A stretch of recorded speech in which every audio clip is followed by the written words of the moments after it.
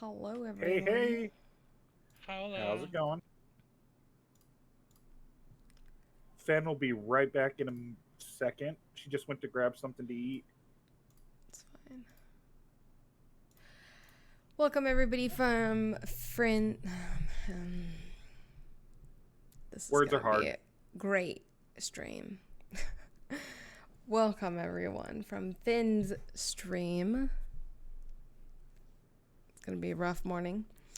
Thank you for the follows. I linked the link to our new channel. We're going to be moving all of our stuff related to Night Prophecies over to that channel. So if you're interested in all of the stuff that we're doing with this, go follow that channel, because in a couple of weeks we will be live on that channel. And you can watch us do our RP and podcasts over there. Whoop whoop.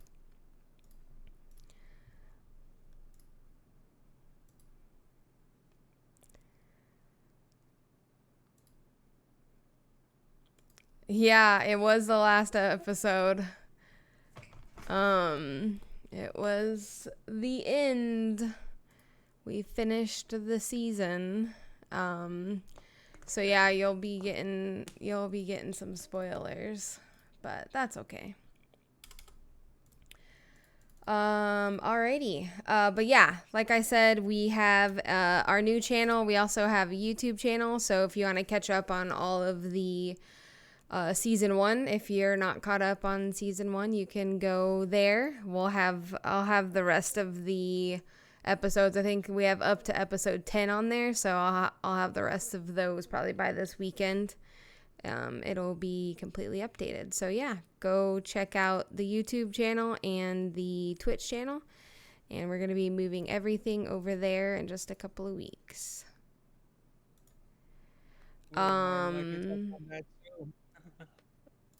Also, let me link. I don't have a command for this yet.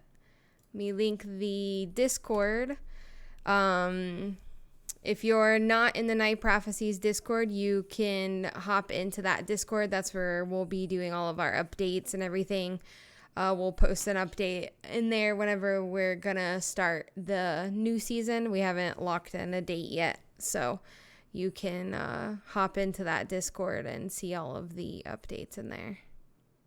You're in for a shocker. Yeah. But yeah, let's dive right into today's discussion.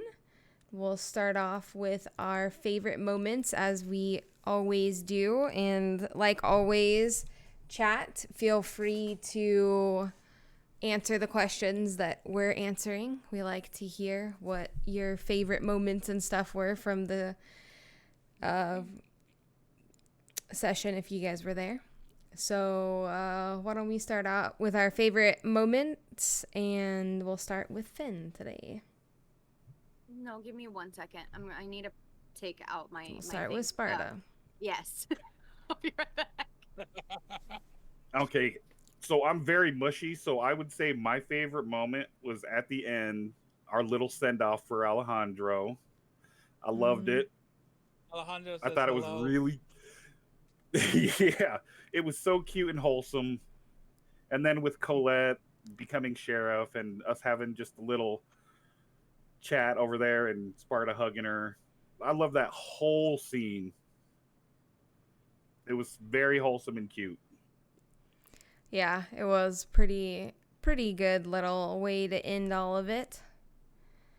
I was debating on how I wanted Colette to interact with Alejandro there at the end, but it just didn't feel right to have her be all like Rawr, after everything that happened. So too much feels True. already. There Yeah, was a lot I'm of pretty feels at sure the end. Sparta cried. I almost cried. I held it back. Oh, I did. I'm not going to spoil it for you, Ivy. We'll get to it, but yeah, I cried a little. We're going to talk about it soon. Why we cried. What about you, Mimsy? What was your favorite moment? I think it was that wholesome moment, pretty much, and the offer that Colette gave Alejandro was kind of like, wait, what? Is it just me or are they quiet? Might just be me. Mimsy in particular. Hold on. Hello? Can you guys hear him okay? Yeah, super quiet? That's what I thought. Okay. Am I still quiet? You're fine for me, Sparta. I'm not sure if for everyone else. What about now? Yeah, that's a little better.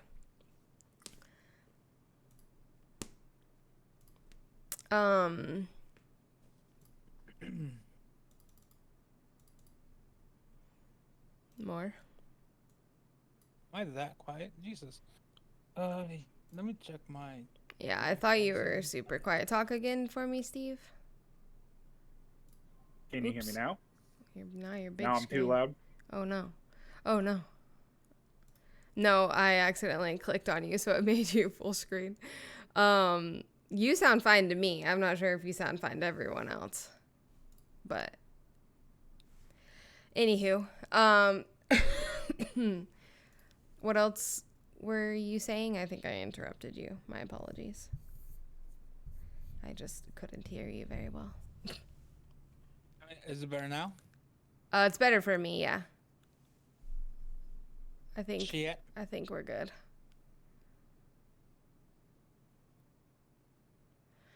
I'll make sure. So you were saying about Colette with Alejandro. Yeah, that was like kind of like a favorite moment, seeing how things started turning. The offer was kind of like, okay, like we'll go deeper into what happened. I'm not gonna say too much. You want to wait until we start revealing stuff? Okay, no problem. Mm-hmm.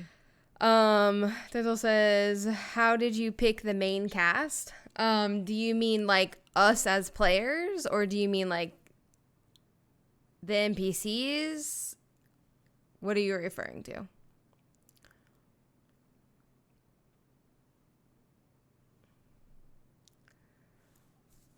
I think You as yeah, players. as Oh, players. okay. Well, it started with Finn and I. We were in a call. We were supposed to hang out and watch Chatty Broads, but we didn't end up doing that. We ended up talking literally, I think it was like 12 hours or something ridiculous, 10 hours or something. And It was literally like what, 13 hours in Yeah. a row that we like chatted. it was Like, ridiculous.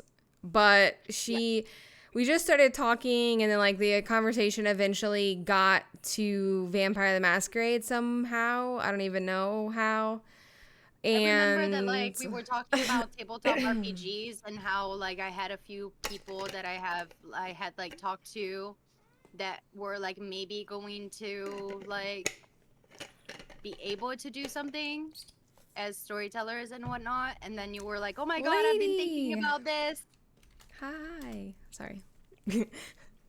Yeah. And Yeah, I we was went like, on- wait, this has been on my mind, and like I've been wanting to find people to do this with. And then she's like, me too. And then like it was basically just her being like, let's try and do it. And then it turned into that. Turned into this. So I knew Mimsy from GTA roleplay. Him and I met like, it's been like 4 years ago, something like that. And we used to role play together on GTA. So when we were looking for one more person, I was like, well, I know a couple of people from GTA. Let me message a few of them to see if they're interested. And he was one of the people that I messaged, and he was interested. So he joined.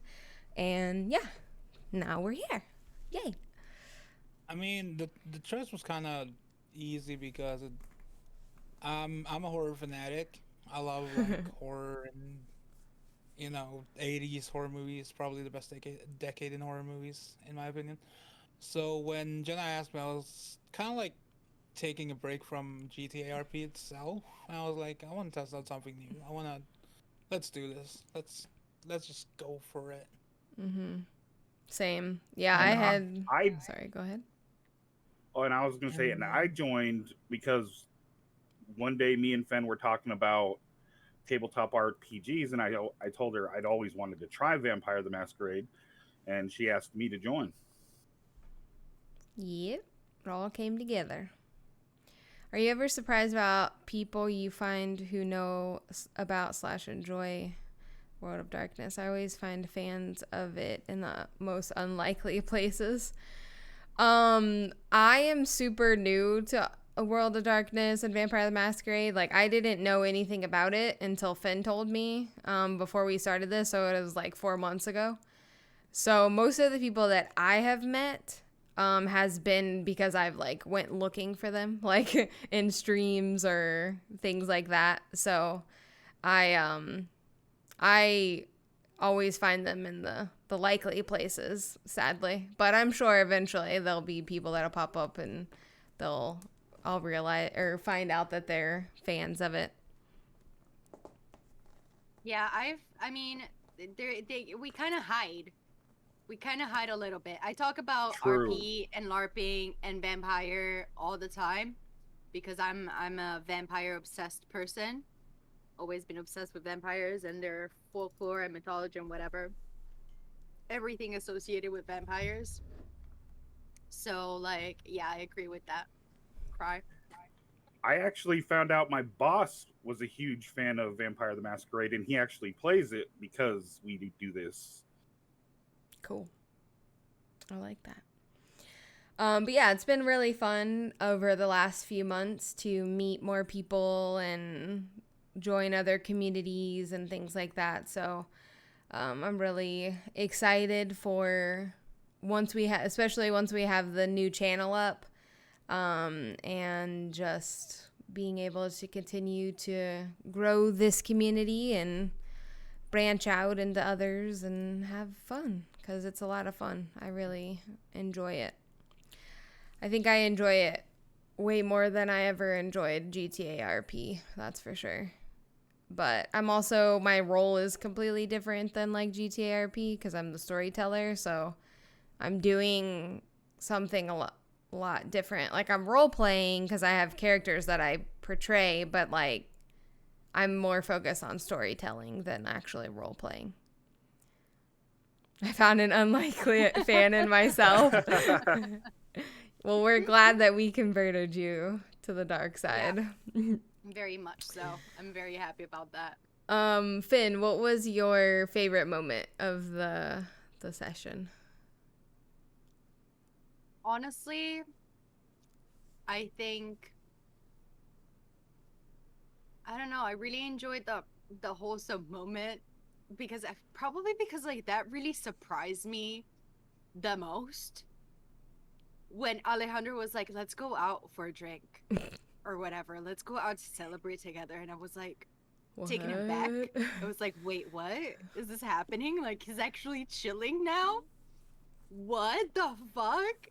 It's like relaxed. The whole like ending and stuff. Like, I thought it was awesome, like, and wholesome and cute.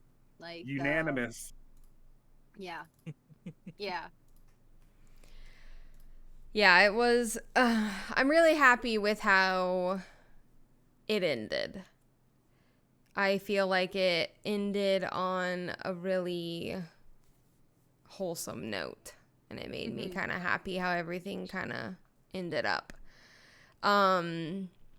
So we'll go ahead and start diving into the spoilers for Ivy.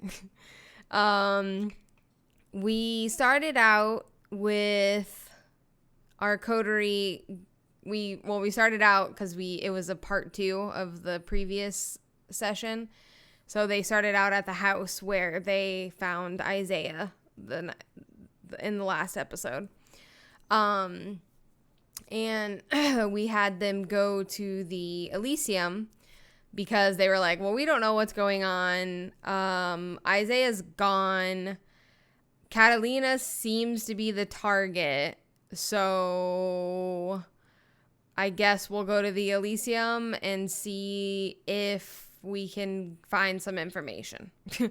Because basically we didn't know where to go from this point. So they went to the Elysium, spoke with Roman, and he like summoned Catalina and Lindsay to the Elysium to come and have a chat. While they were waiting, no, it wasn't while they were waiting. They waited like, I don't know, 15, 20 minutes. They weren't coming. Then they decided to go down the street to Lindsay's safe house that was not that far away that they remembered. And they went down to the safe house and went into the little chamber of lies again. And Sven having a visions. Yep, that's what I was about to get to. Yep. And they went into the safe house and the armory room was completely empty. And it looked like the safe house had been cleaned out.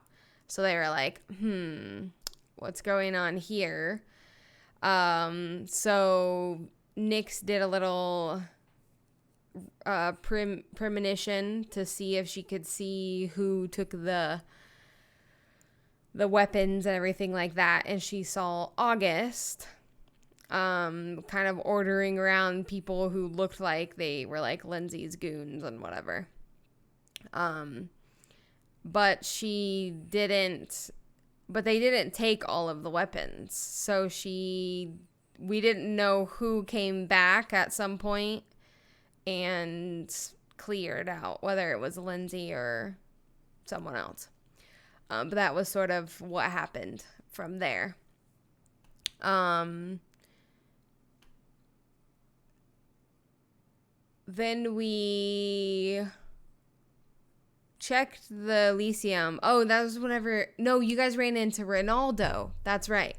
They ran into Ronaldo on the way out, and Ronaldo was acting like real shady, like, and weird. And he was just... Something was off about Ronaldo. And everybody was kind of like... Bad vibe. Yeah. They were like, okay, we know Ronaldo's like a little weird, but like that was a little bit too weird for Ronaldo. So then after that, we decided to go to Catalina's house, and that's where all of the fun started.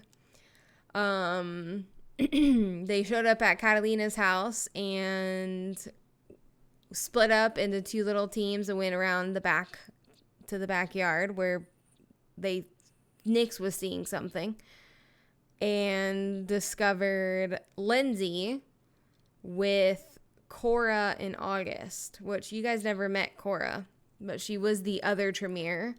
She was the other ghost Tremere that you guys saw way a long time ago. Okay. Yeah. The one that was with August. Yeah. Yep. At the tomb. Yes. So, those were the two rogue Tremeres. But clearly they were working for Lindsay. And so there's some layers to what happened, and we can talk about it now. But there's layers to what was going on. But Cora and August were the two rogue Tremere that were originally in the tomb a long time ago, that originally delivered the message that we are two, you are one, we will outlast, blah, blah, blah. I'm going to be freaking out on this chat. That's fine. Go for it. That's fine. What the we fuck? are probably going to be freaking out as like certain details that we are not going to be able to like know unless Jenna tell us are going to come out. Yeah. So exactly. And after the reveal, I have a question for Jenna. We're going to talk about everything in this episode because not to spoil anything for next season, but not very much from this season is going to be a part of next season. We're changing courses, and our focus is going to be on other stories. So Yeah, we're doing different stuff. So it's okay to talk about everything because we're probably it's not gonna be coming up in next season anyway. So just to explain some of the layers of what was going on. So Lindsay got involved with this plan to overthrow Catalina. But it never was Lindsay's plan. She just got involved with it because of her position and because of her ambitious nature of ooh, I want power and this can give me more power and I can be on the right side of this and blah blah blah. So she got involved with this plan to overthrow Catalina. The plan went south when the Torres twins showed up. The Torres twins were Vincent and Violet. Vincent and Violet are La Sombras, and Lindsay, being a Ventru, was never going to be okay working with them because of just the history and the lore between the La Sombras and the Ventru. They're like enemies. So as soon as the Torres twins showed up, Lindsay was sort of like, oh, this sort of changes things. And that's also when everything sort of pivoted and Lindsay realized that she wasn't as in control as she thought she was originally. So that's Lindsay's part. So when that started to go south, Lindsay sort of started to change her standing with everything, but she was kind of in too deep at that point, and she couldn't get out because she was like, well, I've already made all of these promises, and it's she was just in too deep and she couldn't do anything. So the two Tremere were working with and for Lindsay the entire time, not for the actual mastermind, which we won't reveal just yet because I want Ivy to be shocked even more. This is already absolute insanity. Or this is absolute, I read that, but yeah, yes. Isaiah came into the story because, which we didn't really get to touch on, his whole part in all of this. He came into the story because he was an enemy of Catalina. And basically what was happening is the mastermind was recruiting enemies of Catalina to all come together to all overthrow her. That's essentially what she was doing. And when Isaiah was brought into the picture, he partnered with Lindsay, and Lindsay made him all sorts of promises. If you help us, we will give you this, and I'll give you that, and da-da-da-dee-da-dee, and blah, blah, blah, blah, blah. The original plan was that Lindsay was going to take over as Prince. And she was going to be Prince, and she was going to have all of the control. So she was in a place of position to be able to give all of these promises. So that's where Isaiah came in. And Isaiah was working with Lindsay. So Lindsay made all sorts of promises to Isaiah as one of her enemies, as one of Catalina's enemies of hey, if you come and help us do this, we'll give you the world, so to speak. And because he was an enemy of Catalina, which is just all backstory shit of what happened, that was intriguing to him because he's like, hell yeah, let's overthrow her and take everything she has, and I want a piece of it. Great. That's great revenge. You know what I mean? Of course I want a part of that. So that's where Isaiah sort of came into the mix. And his whole, everything that he did that was a part of everything that happened. However, what started to happen is Isaiah began to partner with the Torres twins because the Torres twins were more powerful than Lindsay. And in Isaiah's mind, he knew that not only Catalina was going to be overthrown, but Lindsay was going to be fooled. And Lindsay wasn't actually going to be the one that was going to take over power of the city. Because the Torres twins were way more powerful than Lindsay was. And he knew that Lindsay was never going to work with them. So he became a double agent and sided with the Torres twins, but also pretended to work with Lindsay.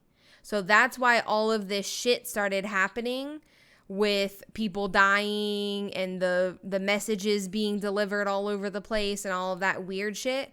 That was Isaiah basically being a double agent with the Torres twins.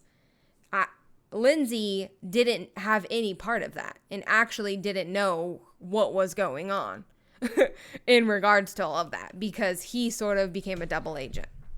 Lindsay was a dum-dum. Lindsay got in over her head. She let her ambitions and her greedy nature get the best of her. And she thought that she could pull this off, and she couldn't.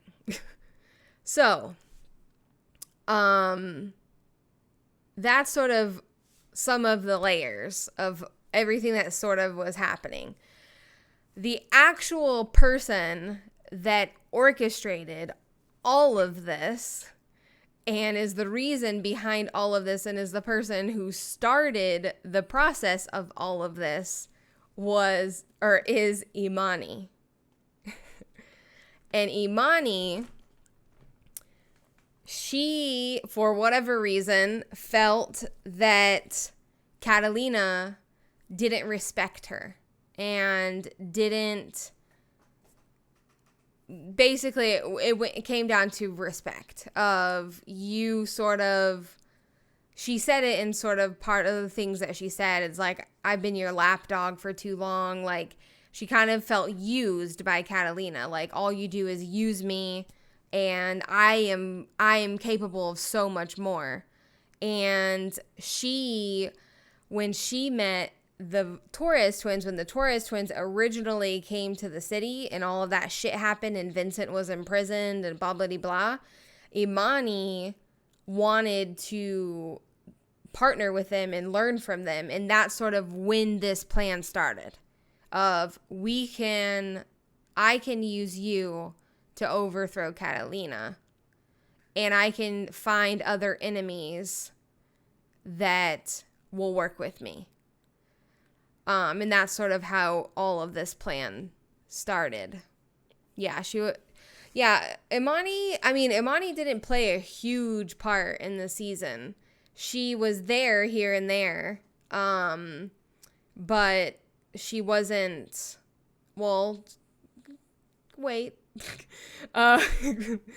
she wasn't a huge, key player, but she did show up here and there.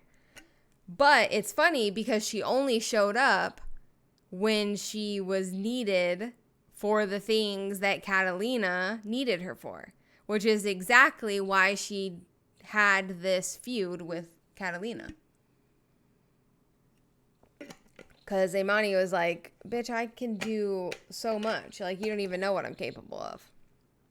And if I start learning shit from these two, like, I'll be unstoppable. So basically, Catalina became greedy for power in her own way, of the sense of like, I can become a really powerful kindred, and if I partner with the right people, then I don't have to feel like this anymore. I don't have to feel like I'm being used for like stupid trivial things. But plot twist, all of the Tremere were in on it. And that's why August and Cora were the rogue Tremere, they essentially at a certain point turned their back on Imani and sided with Lindsay and began to protect Lindsay.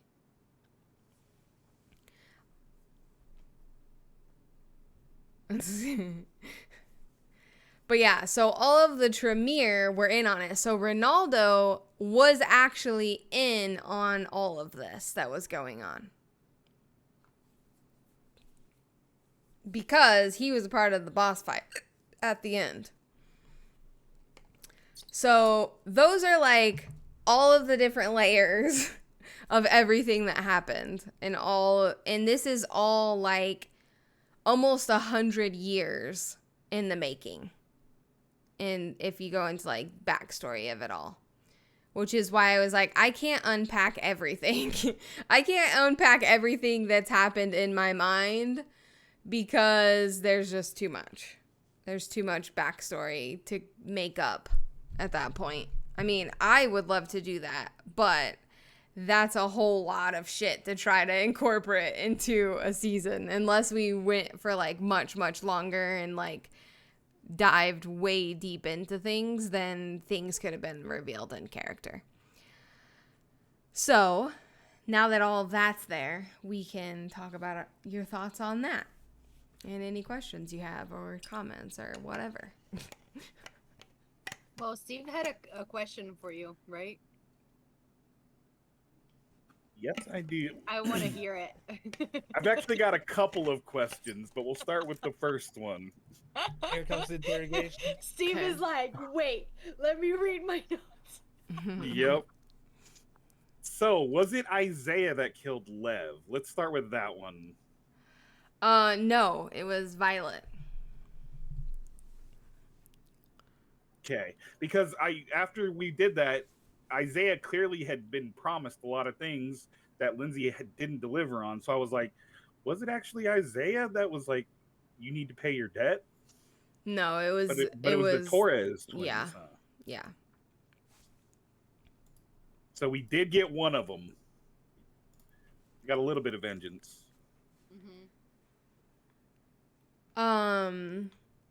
Yeah, they were a smaller part, but not really though, because they're like the whole reason that Imani started to act, because Imani met them and was like, I can actually use you, and you guys are really powerful, and you hate Catalina and basically all of the Ventru.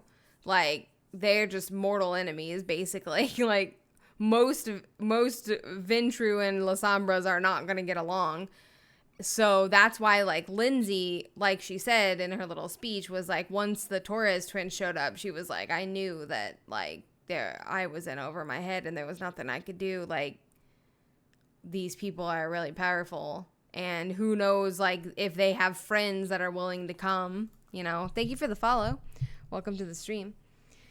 So, yeah, they played a smaller part, yes, but they also were kind of a crucial part because they're kind of what inspired Imani to do all of this.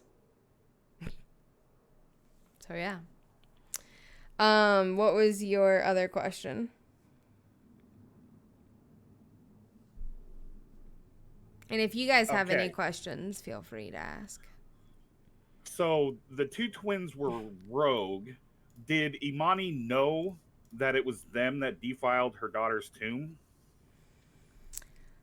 Yeah, she did. And she just never did anything about it? I don't know if never did anything about it is the right way to put it. They were sort of in hiding, basically. That's why you guys never saw Cora again since that night. And August only popped up. He popped up that one time at when you guys were trying to get Lindsay, because he was basically watching her and making sure that she was protected. So they were kind of like in hiding, and Lindsay was helping them stay like hidden. So if Imani did try to like find them, she wouldn't have been successful just because they were hiding from her. And they were at that point they were just working all behind the scenes and trying to protect Lindsay. Gotcha. And that's why like all of the wards and everything were their wards. The ward that was on Lindsay's thing was actually a ward to I don't know if repel is the right word, but like keep vampires out. So even if someone was able to like open that door, you guys, like any kindred besides August and Lindsay, would not have been able to go through that ward without getting injured. And I think it actually prevents you from like, I don't know how it works, but it also hurts the shit out of you. Like it hurts you really badly. So I honestly don't know the dynamics of this new one, but I remember that like pretty much like I did it on my campaign, and in the V20 pretty much the damage is like enough for you to be pulverized. Yeah, it's pretty It's like, intense. Yeah, so you get murdered forever. Yeah, so she had that up there to protect her so that if she went in there and anyone tried to get in and go in after her, they would get hurt really badly. So was the tomb one of their hiding spots then? Yeah. That was one of the places that they hid. Imani would never think to look there, that's for sure. No, Imani didn't even know of that location until it was revealed to her that night in the Elysium. But yeah, no, Imani knew that it was August and Cora that were behind everything. She wasn't necessarily forthcoming with that information though, because she also was trying to hide. They knew what she was doing. So if she exposed them and went after them, or like told that to like Catalina or Lindsay or whoever, then Lindsay already knew, but Catalina, then her whole plan essentially could be exposed. So Catalina didn't know that it was August and Cora, but Imani did. She just never relayed that information to anyone. Just to protect herself, basically. Yeah. One thing that I wanted to talk about, which I forgot, was when you guys were in the safe house. This was the note that I wrote. When Alejandro resisted the blood bond and all of that shit, I thought that he was going to expose Colette and the part that she played in all of that, which I don't know if it just like slipped your mind or you didn't think about it or whatever, or if like Alejandro knew about it. Yeah, but like Alejandro didn't know that Colette was part of it. That's the thing. Okay, it never came up. What I'm saying is like the comment that Penelope whispered into his ear when he got staked were the exact words that Colette said. How would Penelope have known that? Is my point. But apparently Alejandro never put that together. No, I think it didn't put that together, and on top of that, it was like it's still like adrenaline. We had just had a fight with Alessandra. Since everything happened in the same night, and he was doing something that he thought was going to be impossible. And that was literally put a timeout on that blood bond to be able to tell the truth. Well, yeah, I'm not in that necessary moment, but he has had, weeks to think about all of that. It's not like he needed to have that revelation in that particular moment, is not what I'm saying. But I'm saying he's had weeks to think about everything that happened. It just slipped his mind. Yeah, well, that was really surprising to me. Especially Now- considering Alejandro's character and his past. You would think that that would be something that he would figure out, but that's where I thought it was gonna go, and I was like, oh shit, this is about to get real interesting. Wait. That actually brings up a That's question. Was actually- Colette involved? Yeah, Colette is the reason he got staked. No, I mean in the bigger plan. Oh no. Him getting blood bonded had nothing to do with any of that other shit. It had nothing to do with what was going that was on. Just like to keep him in line. Yeah, that was just to make him stop being a fucking idiot. And Lindsay Yeah. was sick of him.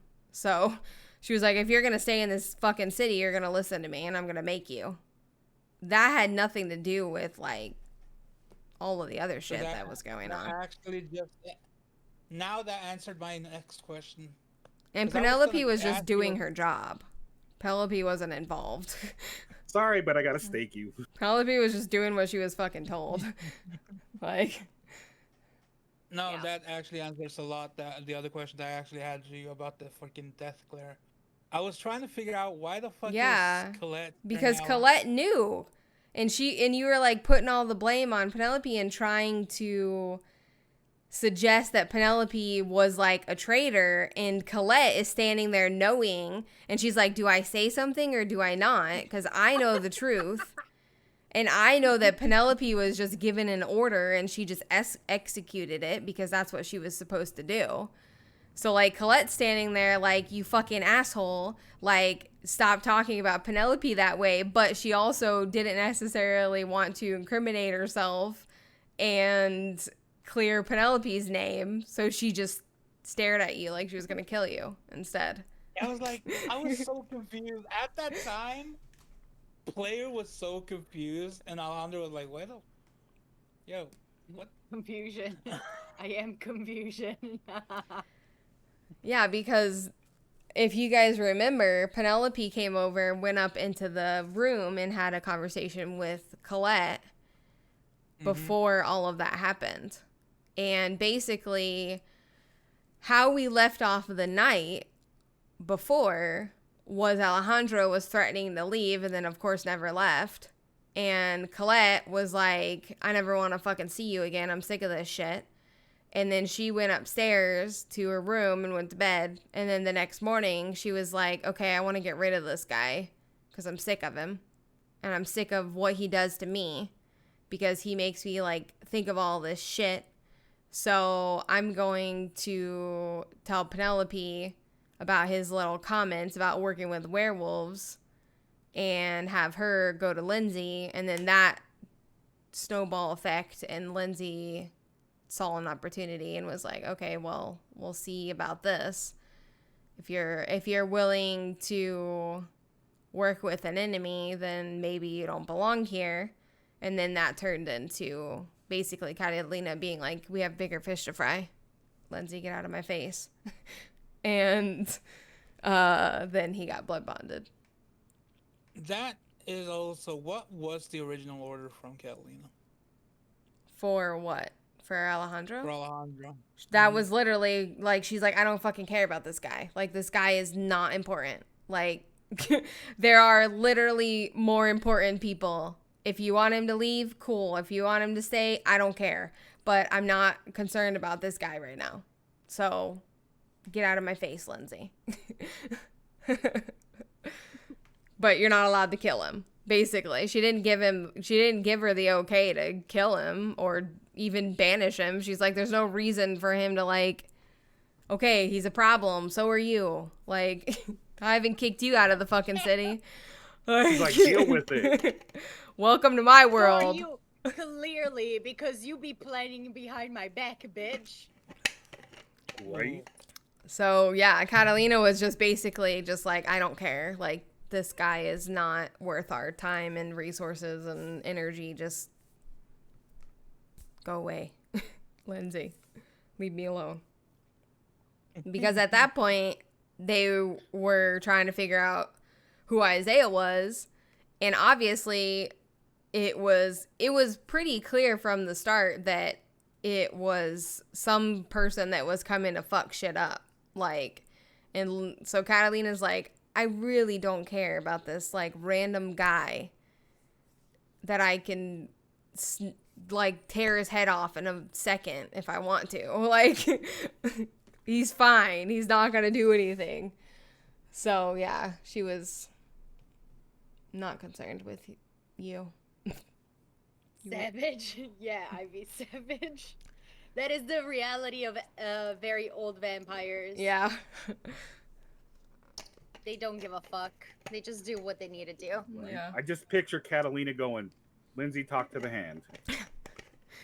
I don't have time for this. I can see like them sitting in that conference room and Lindsay being like, I have something, like there's like the elders in the room and like all the important people. And she's like talking about Alejandro and like his transgressions, and Catalina's just like sitting at the head of the table like, anyway, moving on. Let's talk about next month's budget. Just completely dismissing her. Old vampires do whatever they like, then have a prolonged nap. Yes. Wait, what? Oh, I gave you a follow, Finn. I want to watch this RPG. I'm confused. Or what? Are you I'm saying confusion. that what? Old vampires do whatever they like. They have prolonged napped elder equals cats. Good description. Prolonged torpor naps. Yes. Yeah. Yes. So,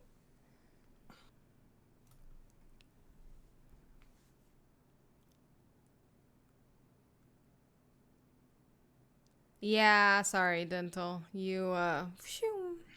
That one went right over my head. I don't know Is what it you're because of talking the about. command? The bot command? You need to Oh. change it. You need to like put a bot command for like the new Yeah, channel. I'm not worried about that. I'm never streaming on this channel again after today. Everybody knows. No, I'm not streaming on this channel anymore. Everything's gonna be over there, and that's what I'm focusing on. There you go, guys. More of a We're general doing- question. I have a Sorry, I favorite totally clan. cut you off. No, that's okay. We were both reading it at the same time. Favorite clan? I think we all have favorite clans. Yeah. Hold on, I gotta turn my air down just a little bit. You guys go ahead. I mean, my first clan I ever played was Malkavians, which, usually it's not the easiest for a first timer, but I fell in love with it, and one of my favorite characters of all times was a Malkavian with DID, multiple personality disorder. That's how it referred to before. I had like 6 different character sheets for each of her personalities, and I loved it. I just love how much you can go out there with Malkavians.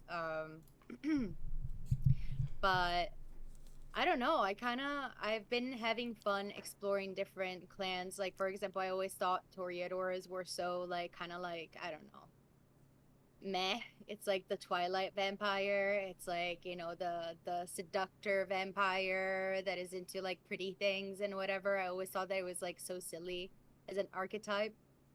And then I was like, and now I'm really, really liking Toreadors. I've been loving playing a Toreador. But to be fair, I like all the clans. Like, for example, we were talking about it on your channel, Cry, after we rated you last time. And, you know, now that you are doing your own thing, which is amazing, I I definitely would love to. Yeah, I totally didn't it's put him. 2 and 2 him. together. I'm sorry. Yes. But I have always had a fascination with Baba hates me. Simisi and La Sombras. So, but I never had a Sabat campaign, and those were, at least until the 20th edition, they were very much recluse to a Sabat environment. Like, you would probably never ever fucking see a Simisi anywhere else but in the Sabak clan, like organization or whatever. So I don't know. I just like Vampire it's because I did it wrong. What about you guys? There we go.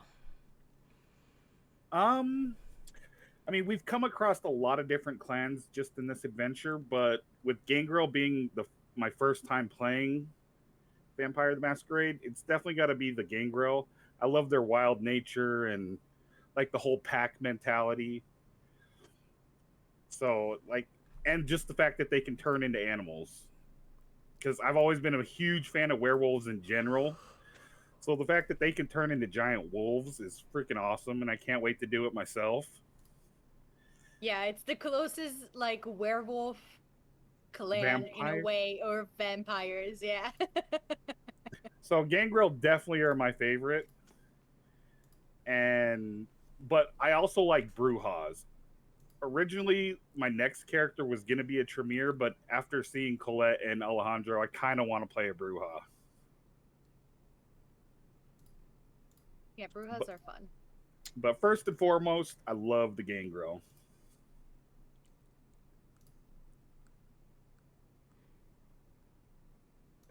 My favorite is Ventru. I really like their clan. And I feel like if I became a kindred, I would be a Ventru. Because I think that my mind thinks a lot like theirs. So I enjoy them. But I also like Brujas as well. I don't think if I had a main character, I think I would play a Ventru.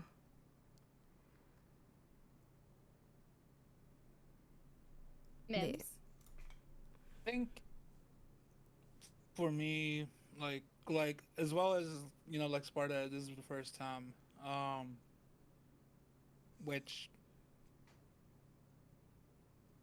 Brujas have very similar attitude to what I have, so it felt extremely natural playing a Bruja, and kind of being biased, saying it's my favorite right now. Um, but the more this group plays, the new characters we bring, it's gonna start making it more and more difficult to actually be able to put one favorite. But as for now, I would have to say the Brujas. I mean, after all, it's the clan that, at least amongst the V5, is the one that called to you the most, so it makes sense. Yeah, I'm kind of sad, Cry, that they kind of got rid of a lot of the like weird unplayable clans, quote unquote unplayable. I've never had any chance to play a Kia Seed, or I don't know if you say Kia Seed too. I always said it Kia Seed, but it might be very wrong. Kia Seed are like the Fey vampires, right? They're kind of like fairy-ish, and gargoyles are legit gargoyles. Fairy vampires? That would Yeah. be awesome. Yeah, the Kia Seed are pretty interesting, but there's a lot. Lamias, there's so many branches of certain clans with certain abilities. Like the 20th edition, the revised one, had a lot of sub clans in there that were super interesting. Yeah, Fey vampires who look like great aliens. Yes. yes. That sounds awesome. Yeah, pretty dope. One thing and this is I guess not completely off topic, but it made me think of it whenever I was like, I'm not going to stream on this channel anymore. I was actually thinking, because I was like, originally I was like, I'm never going to stream on this channel because everything that I've been doing is related to this. But I had an idea, and I forgot about this until I said that. There was a guy that was streaming. I think I wound up on his channel because of a raid or something. I can't remember. but he is the dungeon master for his D&D campaign. And what he does is after the session, he streams. He has like a different, I don't think they stream their sessions, but he goes on stream and he basically turns their session into like a written format. And he like writes a story about that session. And I thought that so would be really cool. fun and cool. But I'm like, I'm not sure if anyone would be interested in watching me write a story about the session. But I might try it out and see what happens. But I want to do it regardless of if I stream it. I was thinking for next season, I think it would be really fun. So basically, he literally turns it into like a story that people can read. That is so That cool. is so fucking cool. Yeah, and he like adds, obviously he adds some like creative flair to it, like, you know what I mean? Like he Well, yeah, has of like course. notes of like everything that happens, and he stays true to like what happens, but of course he like adds flair to make it enjoyable to read. But I was like, that is a really cool idea, and I love writing, so I was like, this might be really fun to do. I love that. So I think that Turning I the might chronicle do that. into a book. Yeah, basically. Yeah. That's basically Oh what my he God, does. That's super fun. I love that. I love that so much. Yeah, and then I in love that his for you. I love that for you. In his Discord, he posts once he's done writing it, he posts it in there, and then if anybody wants to read it, then they can read it. I'm like, that's kind of cool. It's another option for people to like be involved in the story, but not necessarily be there for the sessions. Like maybe that part doesn't interest them, or they can't be there, whatever, or they can't dedicate 6 hours to sitting and watching YouTube videos to catch up. They could just go read, you know, couple pages of like a recap. So I think I might do that's that, awesome. and I might stream it and see if, you know, who knows, people might be interested in hanging out, adding to the story, and yeah. So anyway, I don't know. We'll see soon. Do TM. we have any questions from the Q sheet? I don't think so. I just Okay. checked. Alright. Well, let's talk about we'll talk about shocking moments. I feel like I already I kind of mean, I think everybody is on the same train on this one, guys. Like, I don't know you, but like, I'm gonna just say plain out there, like the moment fucking Imani like announced that she was the responsible, like the main, the person, the perpetrator of everything that happened. I was shook. I went back Yes. to look at our faces, and everybody was like,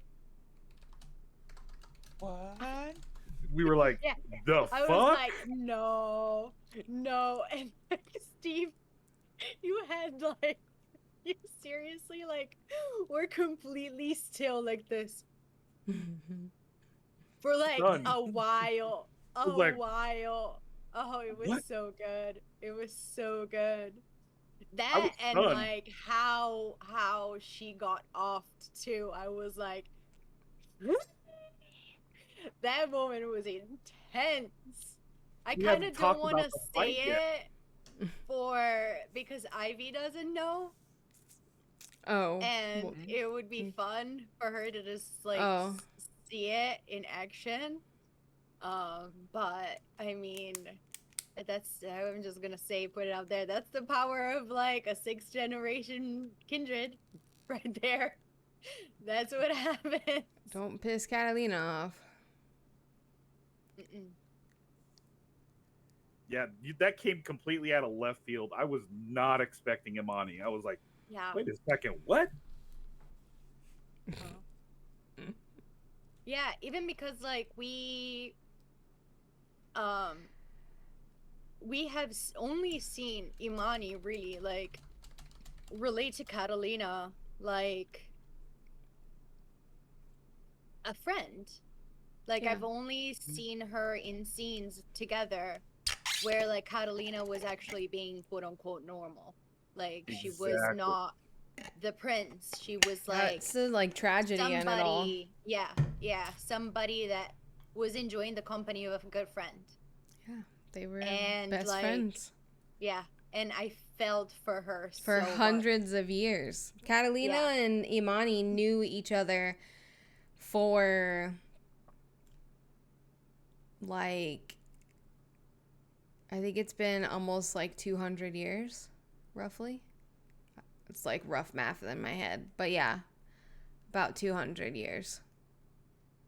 And half of it, Imani was like thinking about like how to fuck with Catalina. Yep. But fuck you up, bitch. She Yes. devious. While that's what being her 100 best friend to her face. Like, Yeah, damn, the betrayal. yeah, That's betrayal. you know what? That's some high school tactics right there.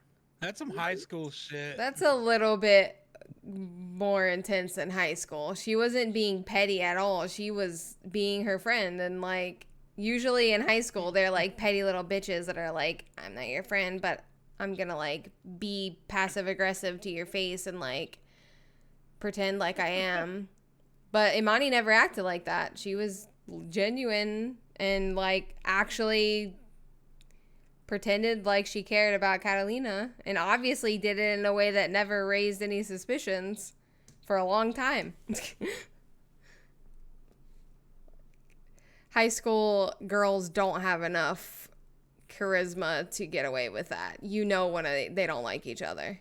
They like to pretend, but it's like, yeah, no. We all know that you talk shit behind each other's back. You're not fooling anyone, not even each other. You're just like, a lot of those types of girls are just, they would rather ignore it than actually deal with it. Yeah. Because dealing with it would be the mature thing to do. So Imani showed up at the house and there was a huge boss fight. That's how it was revealed that it was Imani. Lindsay was at the house when the coterie showed up, and then she was like talking with Catalina, and Catalina was sort of pissed off because at this point she knew that Lindsay was involved and everything. And Lindsay was like, I just want you to forgive me. Like, I fucked up. I'm sorry. I did this and don't hurt me kind of thing. And then Catalina made a comment and asked, like, what did you do? Like, what have you done? And then Lindsay made the comment and said, I made a deal with the devil and she crossed me. And then Imani came out from around the house and said, that's no way to speak of your elders, now is it? And then it was like, wait, what? We were all shook here. And then Lindsay Yeah, I'm teleported the fuck out of there because she was like, bye. She's like, I'm not staying for this shit. Nope. Not dying today. Those little teleport things are cool. Tremere can do them. I was like, ooh, this is cool. I'm going to use this at some point. And then I was like, well, this is perfect. Lindsay can get away. No one's going to kill Lindsay. Cool. It was a yeet circle. Yeah, yeet circle. It's a yeet circle. I wonder if Lindsay is gonna come into play. I mean, if she will, then it's gonna be problematic because she's We'll have to kill her. Yeah, Yeah. hunted down if she trespasses. Yeah, Catalina had no fucks to give at that point.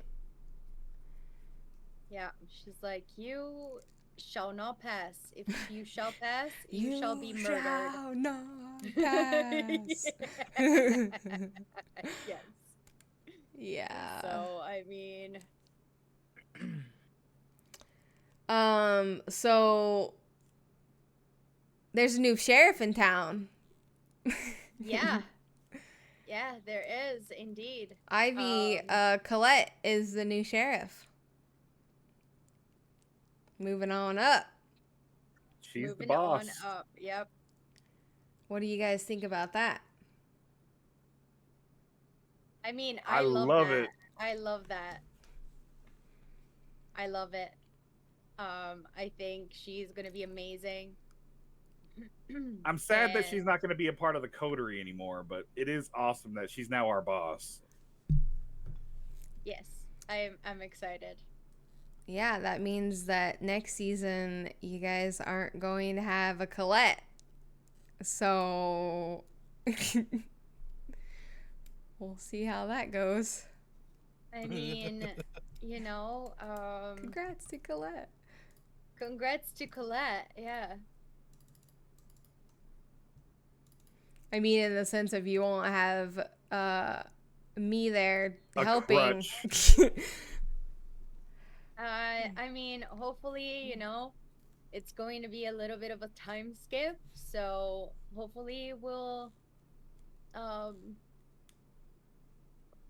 be a little bit more experienced, you know, A little wiser. and a little wiser, possibly know how to deal with ourselves in the situation a little bit better, with a little bit more experience. So I'm hoping that it's going to be fine to not have Colette babysit us forever, you know. Yeah. Congrats to Colette. Yeah, congrats to Colette. She deserved it after like dealing with us. True. The entire thing. Like a fucking saint. A true saint. Did any of you guys expect that or see that might happen? I know you said something in character in the last episode. But did anyone like see it going that way before that conversation happened where you were like, we need a new sheriff or whatever? Not No. really. No, I mean, Ivy. it doesn't surprise me. I'm not Doesn't I'm surprise not me. playing But I didn't a expect it. character in the coterie next season. They're going to be on their own. Yep. It's gonna be She's us. ready to kill now. She is ready to kill. Yeah, now we're gonna well, now we did the first chapter. Like it's I always compare it to like RPGs because like then you find your own like group, right? In all the RPGs. And you have some NPCs that come through to help you out and guide you out.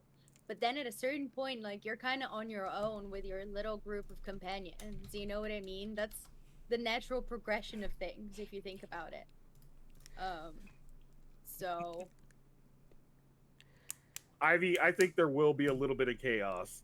there's always going to be some chaos because, I mean, we have Mr. Push the Button Kool-Aid Man. And then there's also like impulsive, like dramatic Nyx doing her own thing, sometimes thinking about it like 5 minutes after she did it. So, you know, you never know, but you know, I Jenna There will be many more windows broken.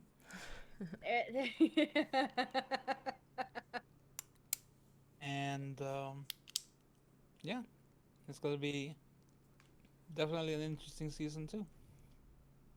Yeah. Yep. Do you guys want to talk a little bit about, like, do you want an intro to the season? And some of the things that will be changing, because I already know that. We can do a little precursor. Yeah, we can do a little precursor. Small Yeah. one. That's the best vampire to be, kind of shouting, "I'm gonna live forever," seconds before the roof caves in and the sun. Yeah. Actually, Ivy, after this last episode, Sparta does not like the frenzy anymore. Ooh. Yeah. Yeah. Yikes. Yikes. I mean, Do we it want to helped. tell her? Do we want to tell her, or Ivy? Are you gonna watch the episode, or are you just gonna not because you already know everything now? Because if you're gonna watch it, then we won't tell you something, and we'll just let you Something. watch it. But if you're not gonna watch it, then I don't mind spoiling it because you're not gonna watch it anyway. Also, I need my boss to pay me because I'm hungry. Sorry, totally off topic. I'm waiting for them to put my paycheck in my bank account so I can order food, and they still haven't. She wants to get spoiled. Spoil it for Spoil me? Okay, well.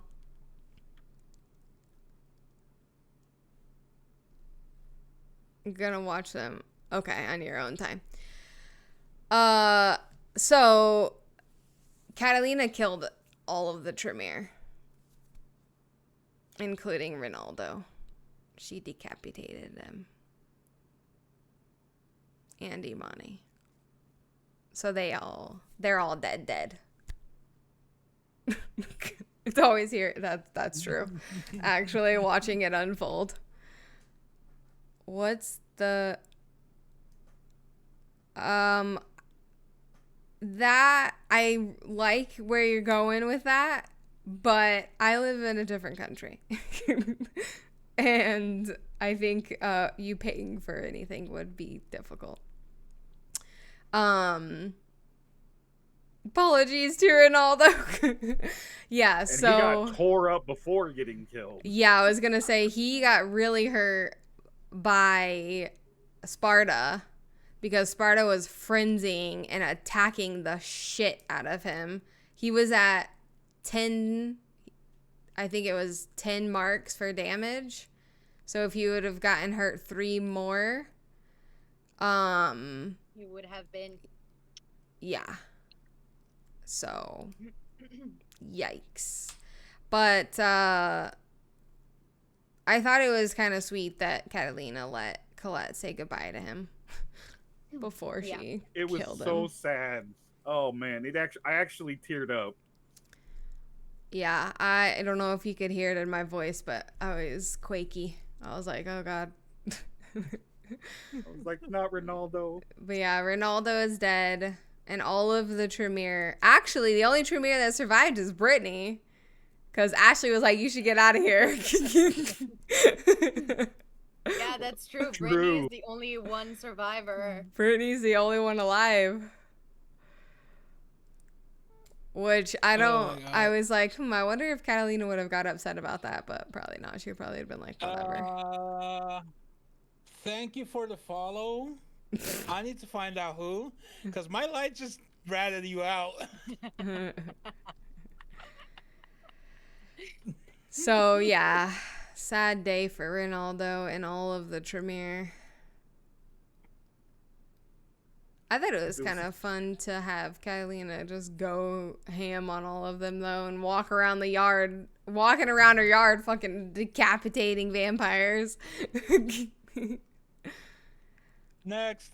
Which leads me, speaking of killing vampires, leads me to a Yes. very, I don't know what adjective I wanted to use, but it wouldn't come out of my mouth. So that adjective,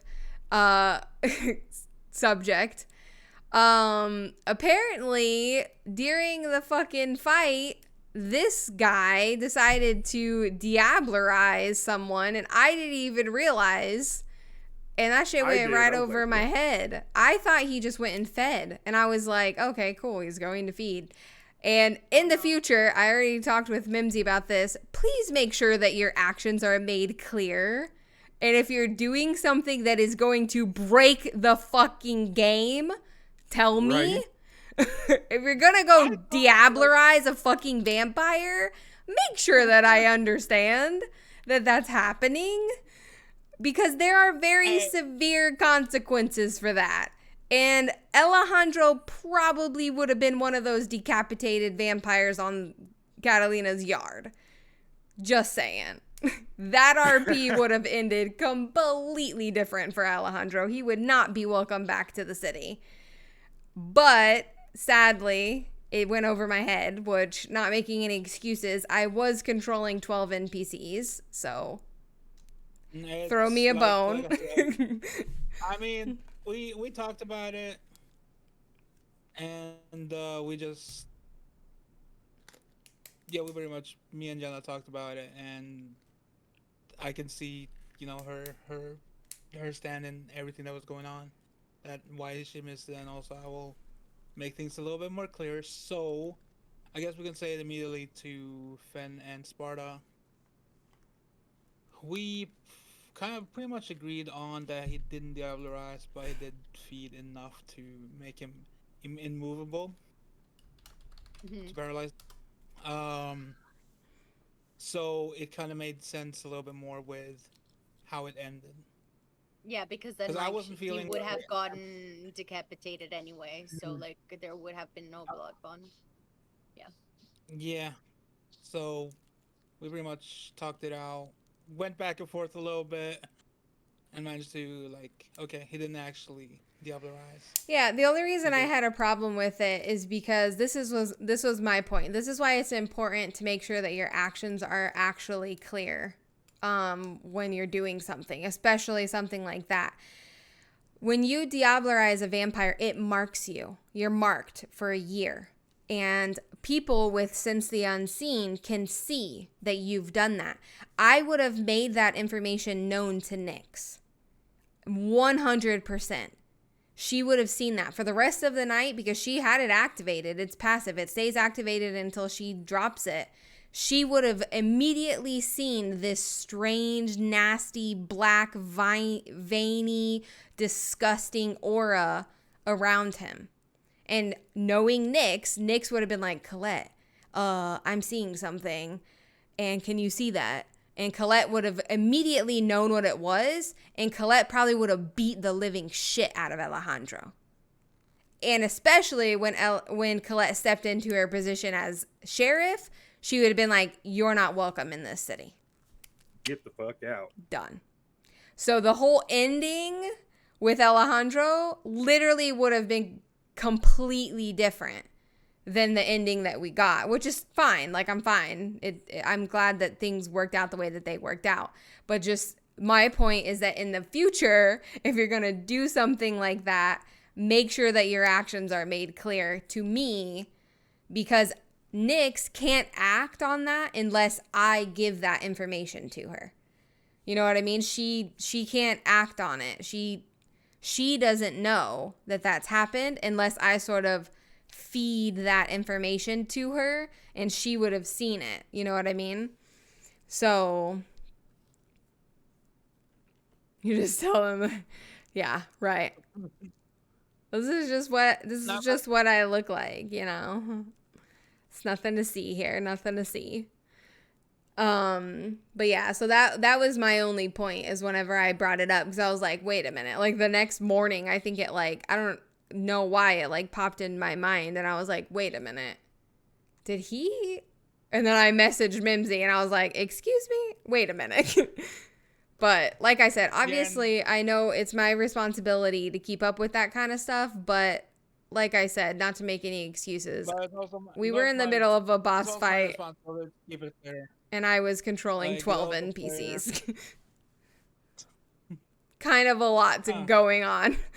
And you did your stupid Alejandro riddle bullshit, and I was like, okay, your character thinking something and your character doing something is two completely different things. If Alejandro wants to think about killing him, cool story, bro. Did you actually kill him? That's a different story. So you can think about doing whatever the fuck you want to think about, but that doesn't mean your character's actually gonna do it. So that is something that needs to make sure that if you're actually gonna do that, then hey, yeah, he actually did that. He didn't just think about doing that. In season 2 of Night Prophecies, Jenna controls 30 NPCs in a boss battle. No, fuck that shit. Right? The only reason why there were that many is because I knew it was the last fight and I knew it was like the last leg of what was going on, and I was like, this will be fine. I literally made a rule for myself that I will no longer have more than 3 NPCs that I'm controlling in a fight because it's just, no. It hurts my head too much. It's a handful for I'm sure. like, what is this person doing? What can they do? What is their capabilities? Nah, fuck that noise. We're not gonna have big fight unless it's like something like that, like a big part of the story like coming to a head and like everyone fighting or something, because it makes sense in that situation. But just like little enemies and foe like that you guys will meet along the way, there'll only be like a couple of them because it's just easier that way, and it's easier for you guys to win that way. Not that you guys have a whole lot of trouble doing that. True. I know the last 2 episodes, the dices have been extremely good to us. Yeah, you guys were having some OP rolls there. For Although sure. it's not hard for Sparta since he has such a large dice pool. Yeah. And yes. same with Colette. That's what it is when you have like a specialized character. I feel like if you have like a specialized character, then you're gonna start already with a bigger pool on those specialties, and it gets easier. Yeah, for sure. It's like going I up always against end up doing specialized anyway. Going up against all them old vampires. You start to get a feel for how their rolls go. Because you're like, oh, Yeah. I have a whole bunch of dice to roll for this. Yeah, okay, I don't have enough dice to roll it all. Which Right? also is going to be something fun that we're introducing for the next season and on our new channel, is you guys will actually be able to interact and like affect their dice pools and stuff. So donations, bits, subs, and channel points, you'll be able to redeem different things. Like you can add dice, you can subtract dice, you can allow a character to re-roll, you can heal them, and you can affect their hunger. So that'd be Some of those fun. worry me. Yeah, same. I think it'll be fun. What Oh, happens definitely. What happens if they do a minus the dice and you go into negative dice? Well, that wouldn't be possible. They'd only be able to subtract what you have. We don't work with negatives. I'm not doing Yeah, that. maybe like you just leave 1 dice. That's the minimum amount that we Your can hunger roll. dice. Yeah, the hunger. That's it. Right? Oh You my roll God, 1 dice, I and just- it's a hunger die. That would be I just- fucking shit show. I hate it. I hate it already. I just thought They- of something.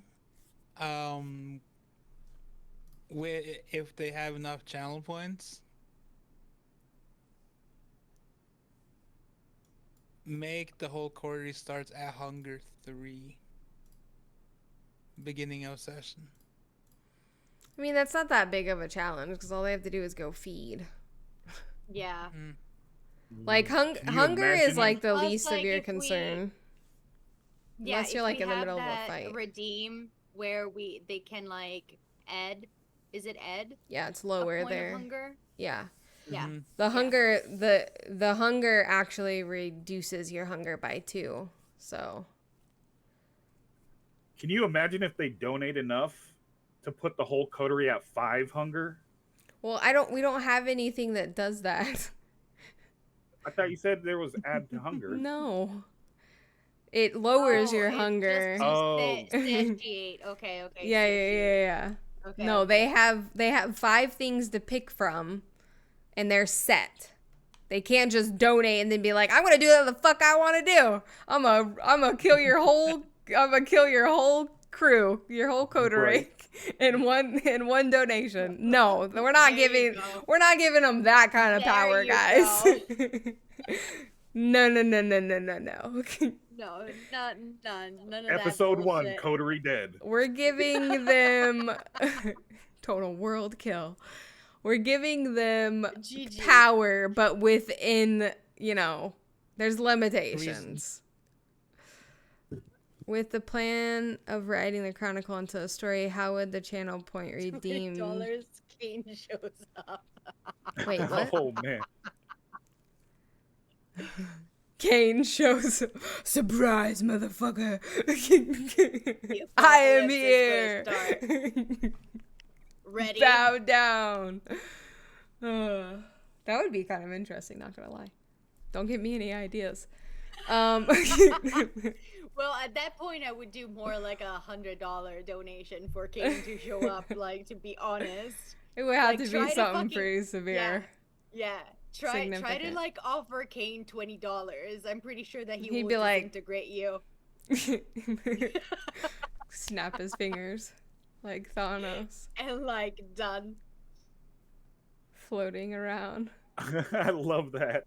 Just said you yes, lose. I remember that cry. I remember That is hilarious. Yes, literally the fucking whole sheet was like, you lose. Done. You lose. You You're would. dead. There's just nothing that you can do at that point. Yeah, I don't think there's no way anyone would be able to go up against him. Ivy, what do you mean? 2 minutes of the remainder playing as a character instead of as a role player? Oh my god, no, that would be too intense. I wouldn't be okay with that, to be honest. No, we're not doing, we're not. Water. So what we have, which we can always add to in the future, what we have is you can, when you either donate, use your bits or sub or gift a sub, you get, and then of course we'll have channel points for all of these things that will cost different amounts. You get the choice of 5 things. You can choose an advantage, which adds 2 dice to the player's next dice pool. So you choose that in the character you want it to go to. Disadvantage, which subtracts 2 dice from the player's next dice pool. Reroll, it allows the player to re-roll 3 dice. Heal, heals the player for a total of 2 aggravated damage or 4 superficial damage. And hunger, which lowers the player's hunger by 2 points. So basically that's how it will work, is you'll be able to choose between one of those 5 things, and then we'll have channel points that are likely different amounts because some of them do different things that you can redeem those things throughout the session. And like I said, we might add like other things for channel points later down the road as we see like what might be more popular and whatnot. It would fuck shit up too much. Yeah. You guys better not have any haters. They'll just spend all of their money fucking your shit up. I mean, it's, to be honest with you, like, I made these things so that it would suck to like have to lose 2 dice, but it's not going to be something that's going to like be detrimental. You know what I mean? And it doesn't Unless stack. it's a critical moment. This doesn't stack. It's not like they can redeem it 5 times and then have like 10 dice subtracted. Like, no. That's not how we're doing this. Like, it's just 2 dice. You know? And that's it. You don't get to stack. Cuz that's just not fun at that point. You know what I mean? Like, yeah, it's fun to have the audience involved and have them affecting the game here and there and stuff like that, but it's not fun at that point to like to boost somebody that much or to, subtract. True, like you have 50 dice. They're still paying you, exactly, Cry. Like, they are still paying us. But I didn't want it to be to where it would be a point to where like we start to get aggravated, you know what I mean, and be like, okay, this is annoying. And I don't think that any of these things are game breaking enough to be like, okay, that's like gonna make me mad. You know what I mean? agree. Like it's just True.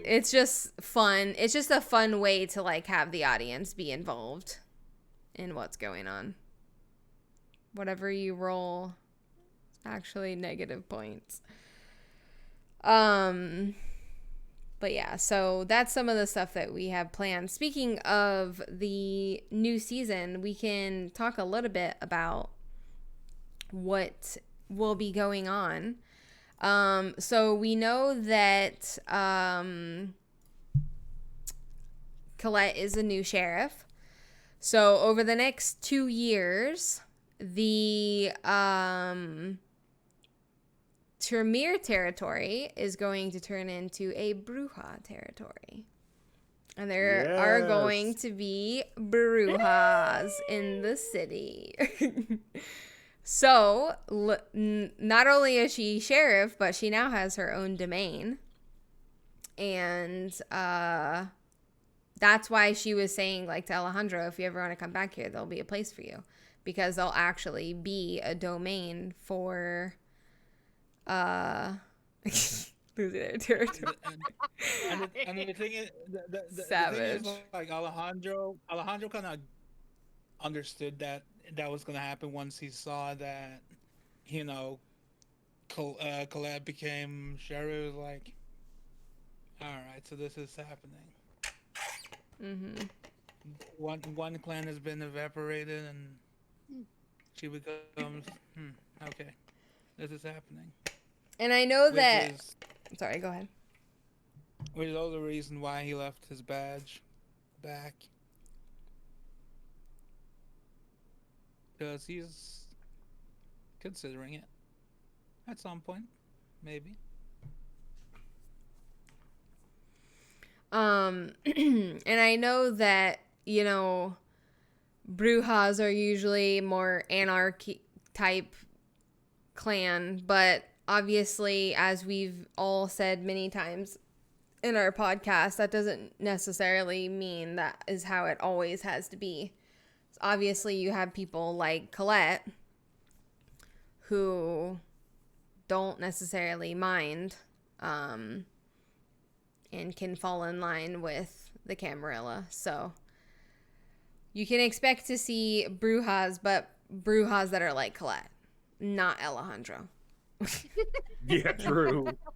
There And are that makes not sense. going to be Alejandros in this city. A whole army of I riddlers. feel so hate. There are I going feel to so be much hate right Colettes. Especially if Colette has anything to say about it.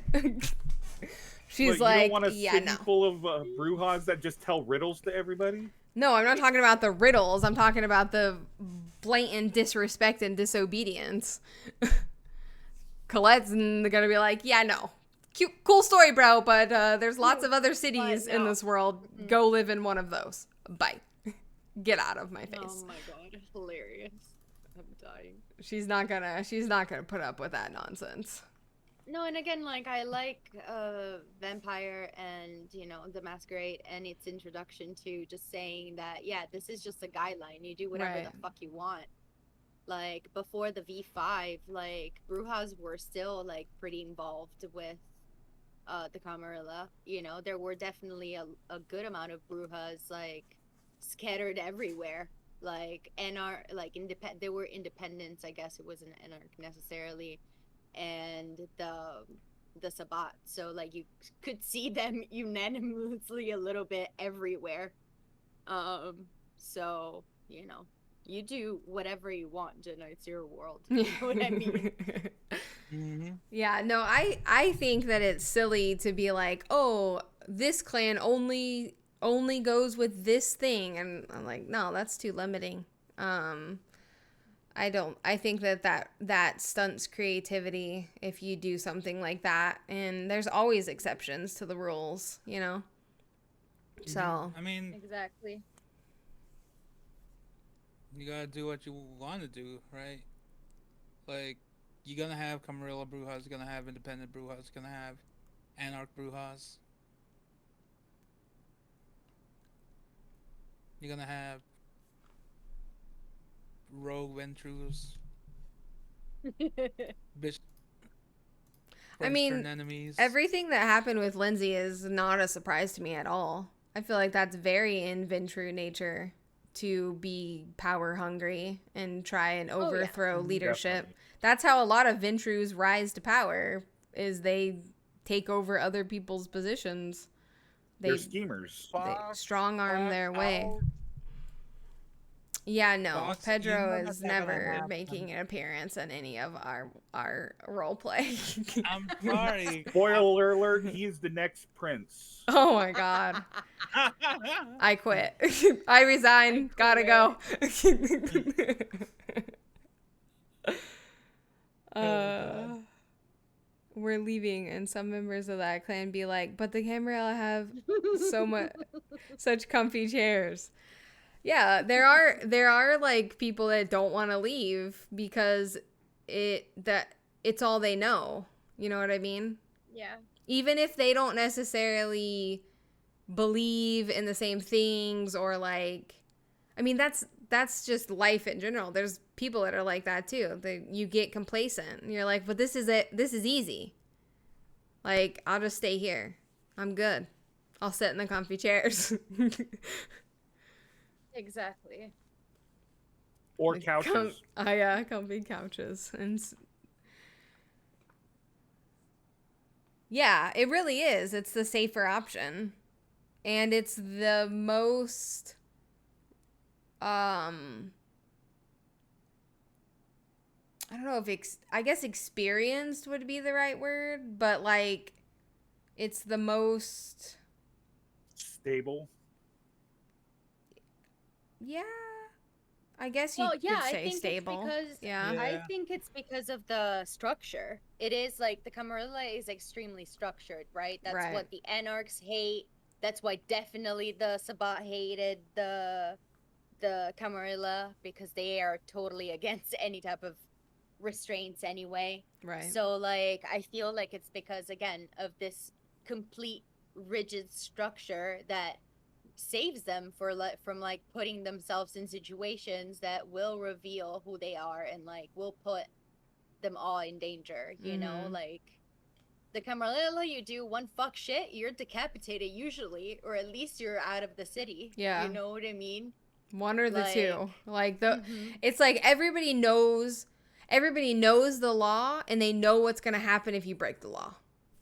Mhm. Like it's Exactly. really easy to live there because they're Yeah. like, I know what's expected of me, and I know what's going to happen to me if I step out of line, Mhm. basically. Doesn't make you have bonfire.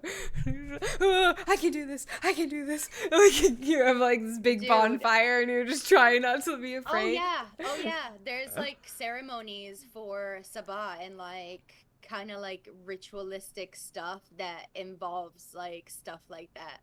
Like jumping a fire and shit. No, I'm good. Yeah. Poor little baby vampire would be screwed. Like, fuck this shit, I'm out. Literally. Yeah, like mess Yeah, Sabat are crazy. yeah, Sabbat are crazy. They Mass embrace, low when they would just craze. embrace a bunch of people and just let them roam around like a little town or city or whatever and just destroy everything. Fun things. The Sabbat was a good enemy to have if you like were doing a V20 or whatever. A V20, yeah, I guess it was the 20th edition. But yeah, it is what it is. They're a good bad guy. Yeah, I saw that Yeah, they're they are. releasing. They're a good pet guy. Yeah. They're releasing a book for them in August. I think they missed the Sabbat. People missed the Sabbat as like the evil. So like they Mhm. do make like a great big bet boss. Mhm. Yeah, I agree. I think it would be fun to incorporate them into the story. A lot of people. Sabat book is strictly. Yeah, I saw some comments about that. People were complaining. Oh, so they're not playable at all. sec to play. It's difficult to play Sabat. I think we were discussing it a little bit, crying like the when we were talking about whatever I want to do with my character. But Oh, blah, blah. I think they're just like evil centric campaigns, like even in D&D, having like an evil sided campaign, it's hard because it can be very repetitive and it can just go into being redundant in it being like unnecessarily evil and like violent and aggressive and whatever. So if the storyteller is not making it like a little deeper, it really is not fun to play after a while. I can see that. You're just like, okay, cool, yeah, we're destroying everything and everyone. Yeah. Yeah. Meaninglessly, and it's Yeah, just like it gets yeah. boring, you know. Yeah, I think with them you definitely have to have a deeper plot that like Yeah. is in play. Yeah. And have an actual like storyline to make it feel nice. Yeah, just make it more profound. Yeah. Infiltrator. Yeah. Exactly. I agree. Which is I think what maybe Finn thought might be happening with the La Sombras that showed up, being like, wait a minute. Wait a minute. Well, the good thing about the La Sombra clan is that they're migrating after like the Sabah kind of got destroyed and disintegrated. That they're kind of transitioning towards the Camarilla and trying to like, you know, climb the ladder in the ladder of Camarilla now. So it is a little bit more available as a clan to play more because it's not geared completely pretty much to like a Sabat ruled campaign and stuff. I think La Sombra would be awesome to play. Yeah, I think a La Sombra would be a lot of fun. For sure. They're cool. Like, I think they might be my second favorite, actually. Like, looking at all of their powers and shit, I'm like, oh, you're so cool. I want them. You can do really cool things, and you're really scary. Yeah. Their Bane is kind of difficult, though. Yeah, it would be annoying at times, I think. Yeah. Like, if you don't get what you are fighting for, like, you get severely, like, debilitated. I think, like, it's probably the most severe Bane out there. It's worse than the Toreador one. I think you get a -2 in something, like dice roll in something, until you get what you're trying to get. They can see whether Bane would make them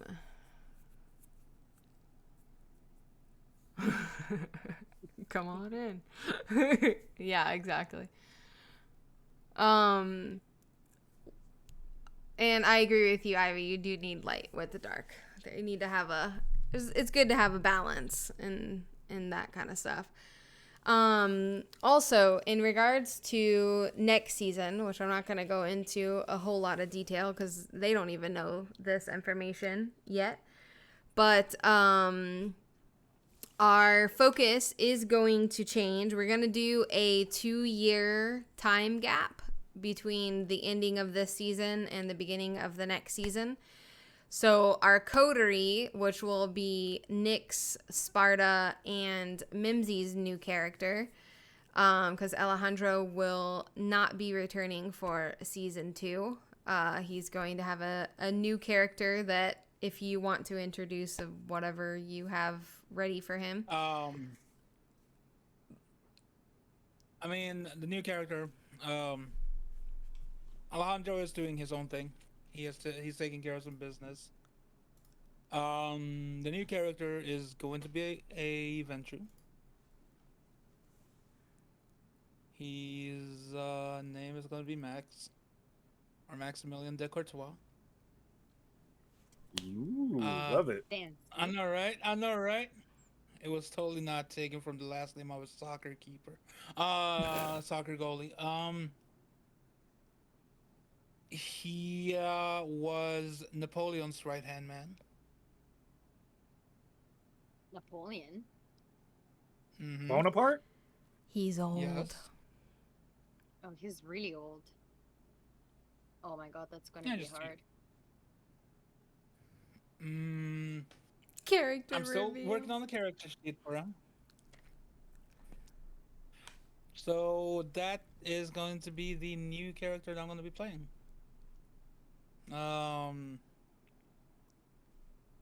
Yeah, Cool. I still need to work on this character sheet, but So the coterie will consist of Nyx, Sparta, and Max. Excuse me. And we are going to, in the 2 years of everything happening and things changing in the city and settling down from everything that took place, our lovely little friends, the Purist, will have begun to spread across the United States, and they will be playing a big part in our plot for season 2. I knew it.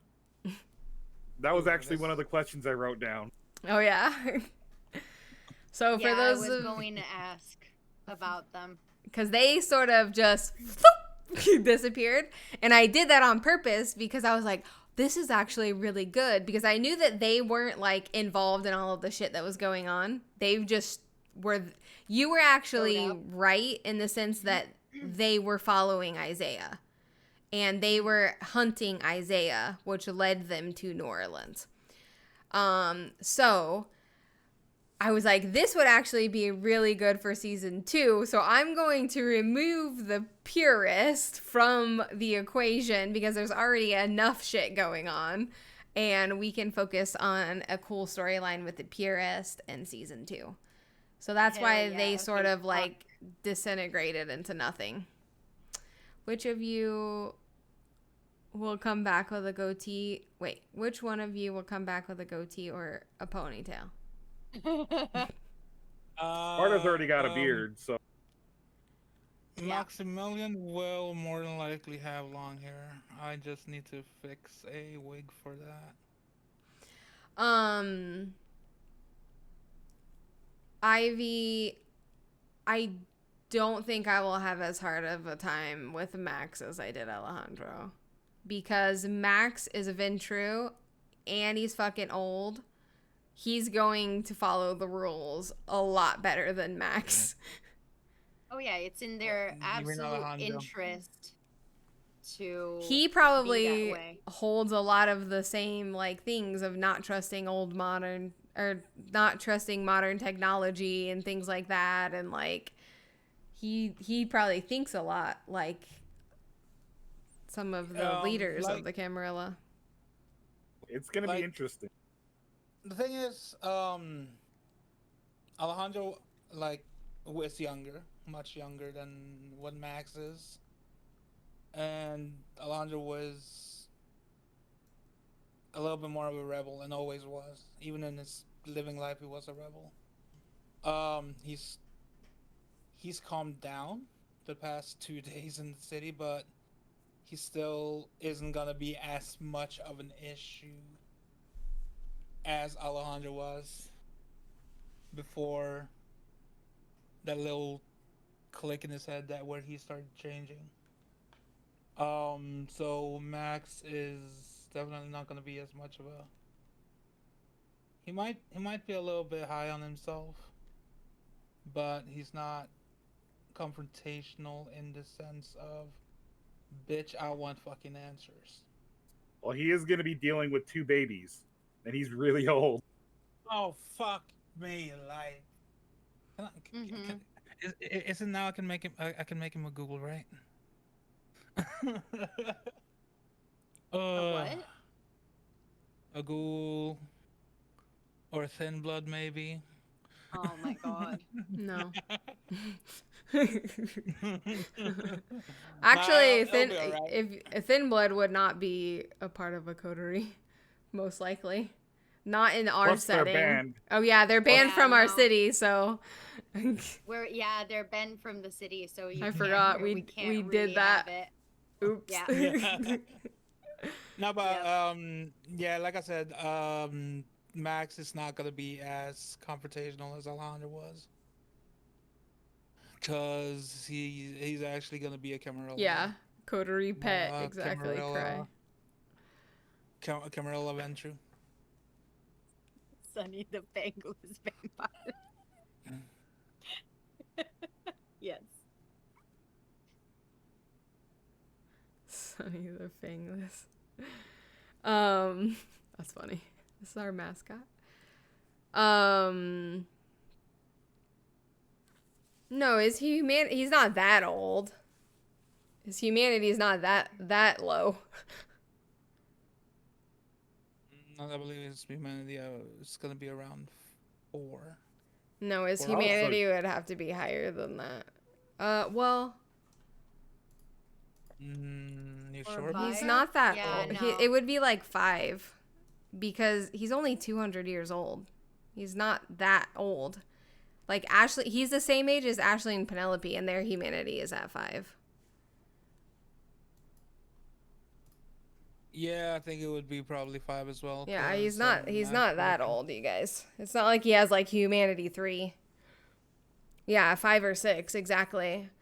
I think you Yeah. can choose. Like I have Penelope's at 5 and I have Ashley's at 6 because Ashley's a little bit more in touch with her humanity than Penelope is, and they're the same age as him. So, I mean, he's old, but he's not like Catalina old. He's not ancient. He's No. not dust yet. Have you But guys yeah, seen What Do We Do in the Shadows? No, I have not. I saw seen the that. No. movie. I haven't seen the TV show, but the movie is amazing. I love it. I loved it. What It was so We funny. Do in the Shadows. Yeah. I don't think I've seen that. What is it about?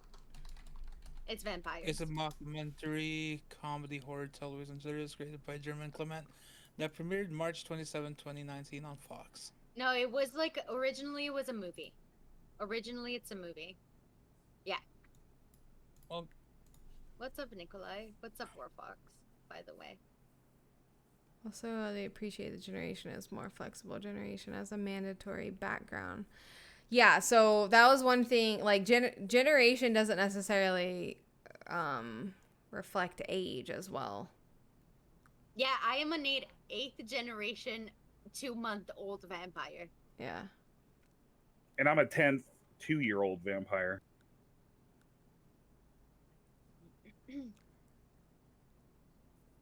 The show has the same charm as the movie.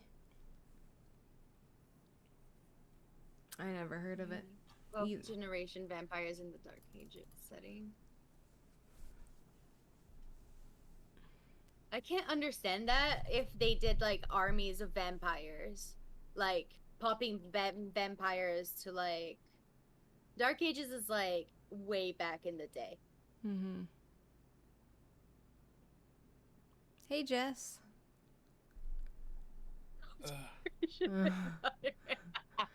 Yeah, That would kind of suck. that though. would suck. Not gonna lie. but apart from that, anything else you would want to reveal from S2, Jenna? Apart from those character changes? No, that was all that I was gonna tell you guys. I'm not gonna give any more details in regards to the season. I like that cry. Sitting at the kissing in your chainmail. Like literally a living relic, but with no power after all. That's funny. That's tragic. It is a little sad. Not gonna lie. It is a kind of Tragic. Speaking of watch parties, I actually had this idea, which I know there's not a whole lot of people in our new Discord, but we are going to be taking the next couple of weeks off. Well, I don't know when we're starting again, but I had an idea for obviously this is something that I'm planning on doing. I'm not necessarily making this like everyone is going to be there. But because I'm used to we're streaming on that time and everything, I was going to in the new Discord watch vampire related movies, or TV shows or whatever we want to watch in there during the time that we would normally be doing the session.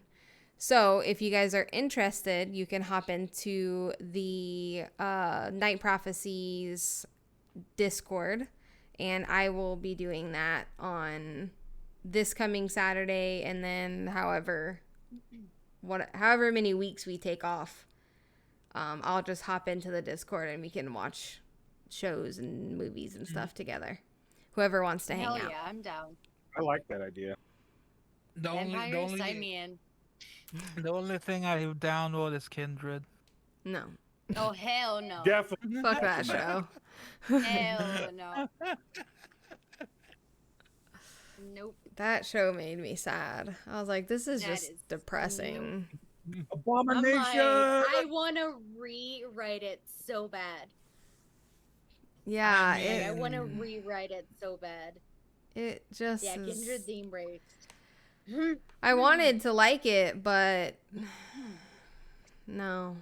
Let's My have eyes standard couldn't take it. vampires. But yeah, so My eyes couldn't take it. we'll do something fun like that. Twilight series, I mean, maybe, who knows? We'll see who shows up and we'll pick something. There's all sorts of shit. We can watch Twilight, if we watch TV shows, there's the Vampire Diaries, the originals, all of that shit. There's old stuff we can watch. Blade. Yeah, exactly, Ivy. We can watch. I love Vampire Diaries and the originals, so hey. I love most things vampire, so. Interview with the Vampire is pretty good if you want to watch a movie with Toreador. I don't think I've heard of that one. Which one? Interview with a Vampire. Oh my god, it's so good. It's one of my favorites. Yeah, we I watched don't it think so. back in November. Because I did like a Halloween 2 weekends of like watch party. We watched Interview with the Vampire, Queen of the Damned, which is honestly also one of my favorites. We watched Lost Boys, classic, and we were gonna watch Wasn't there Vampire one Hunter D? That which is was- great. We watched Dracula, Bram Stoker's Dracula by Francis Ford Coppola. Yeah. Cool. Yeah, I don't think I've seen So, this. We had that. Yeah, no, Interview with the Vampire is pretty much based off of Anne Rice's book series. Same with the Queen of the Damned, which would be like the continuation of where Interview with the Vampire leaves it off.